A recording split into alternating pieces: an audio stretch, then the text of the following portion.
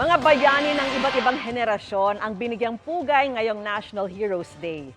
Pero kilala pa ba sila ng maraming Pinoy, lalo yung mga bahagi ng kasaysayan? Yan po ang sanib puwersang tinutukan ni Mark Salazar at Ian Cruz.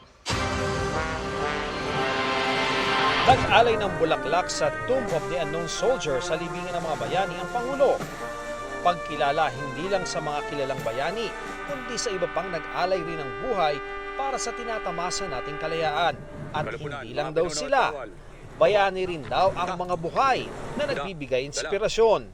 We unleash the hero in us when we act genuinely for the good of another, impelled by causes and motives greater, more noble than mere personal interest or vainglory. Tulad ng mga lineman na nagbabalik ng kuryente sa gitna ng bagyo. Mga magsasakang nagtataguyod ng seguridad sa pagkain. Ang mga guro na nagtuturo kahit sa malayo, sa kabila ng maliit na kita. At ang mga OFW na bagong bayani ng bansa. Their heroic acts, small or large, go a long way and make our country and the world a better place. Mabuhay ang kabayanihan ng puso na nasa puso ng bawat Pilipino. Holiday ngayon dahil sa pagdiriwang ng bansa ng National Heroes Day. Pero marami pa rin kaya sa ating mga kababayan ang bati dito. Bakit po holiday tayo ngayon? Heroes Day. Heroes Day. Sino paborito niyong bayani? Jose Rizal. Pag National Heroes Day, ano po ibig sabihin nun? Holiday. Dahil, Heroes Day. sino po ang ating ama ng himagsikan? Andres Bonifacio ba? Tama. Nabuhay yung history ko.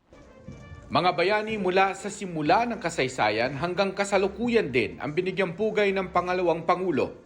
Nang mag-alay ng bulaklak sa dambana ni Lapu-Lapu sa Mactan, Cebu. Datu Lapu-Lapu's triumph in the pre-colonial Philippines is a powerful manifestation that we are a race of people who are selfless and fearless. Ngayon may kalayaan na mula sa mananakop. Tinatawag pa rin daw ng panahon na maging bayani ang bawat isa. Sa Maynila, pinangunahan naman ng Vice Presidente ang tribute sa ilang sundalong nag-ambag ng kabayanihan sa combat zone sa makabagong administrative and logistics functions, community service at education. Para sa GMA Integrated News, Mark Salazar. Ian Cruz, nakatutok, 24 oras. Mga kapuso, kasama nyo kami 24 oras. Mag-subscribe sa GMA Integrated News sa YouTube. Sa mga kapuso abroad, bisitahin ang GMA Pinoy TV at www.gmanews.tv.